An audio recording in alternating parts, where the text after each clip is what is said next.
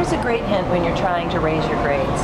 Start off the school year remembering that every student begins with an A. You're starting off with 100% of the points that are available. Now your teacher's most likely going to be giving you a syllabus at the beginning of the school year. Well, what does that do? That makes sure that you know what's coming. You should be marking those dates in your student planner. And you know what? Let's face it, a lot of you guys don't like using student planners. Guess what? Your iPhone, your cell phone will usually have a calendar app. You need to be using whatever it is that's most comfortable for you to keep track of what's due and when is it due.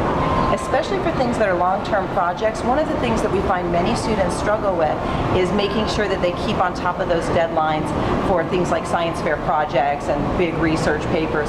And they say, oh, it's going to be due October 29th, and you find that out on the first day of school in early September, and you go, oh, I've got time, you know.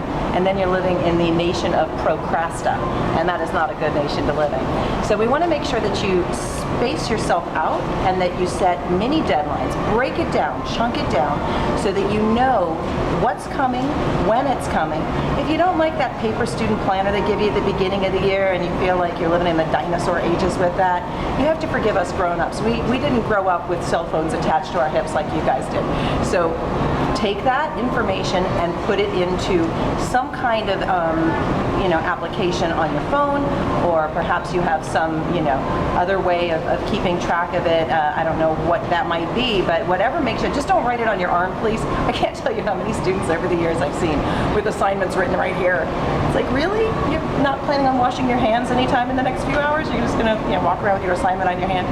So, making sure that you know at the beginning of the school year what's going to be due, marking those dates, and then as other dates come in and they're written up on the board or they're handed out on a handout, again, keeping track of what's coming up. I know it sounds very basic, but you'd be surprised how many students don't do it. And not doing it can make all the difference in those grades staying low. Another thing that I wanted to give you as a little hint today is the idea of making friends with your teacher. Now, I'm not suggesting here that everybody go out and, the old days, it used to be a nice shiny red apple. I've had students at the end of a school year when they haven't exactly done all their work show up because they know I happen to have a fondness for chocolate. I've had students show up with Godiva and say, here you go, Misty. Sorry about those assignments I didn't turn in, but can I still pass the class? And honestly, as much as I appreciate that, what I would have rather they have done is the strategy I told you at the beginning, which is getting themselves organized at the beginning of the year. However, making friends, and I'm not talking about bribery here, but I'm talking about respect the fact that your teachers are your friends. Your teachers are there because they want to help you. Nobody goes into this business because they're going to make $1 million. We go into this business because we love working with young people. We want to help you succeed.